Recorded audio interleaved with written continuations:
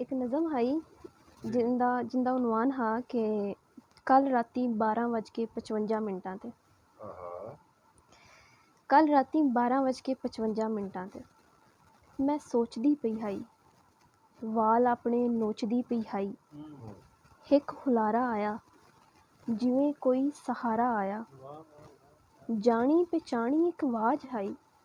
उमरां पहले जिंदा राज हाई फिर उंदी याद आई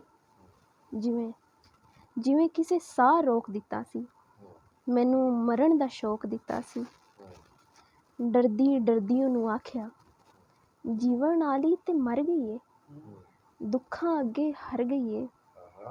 सोहणिया अज तू दस ही दे मुद्दतां बाद की कहना है दस हाँ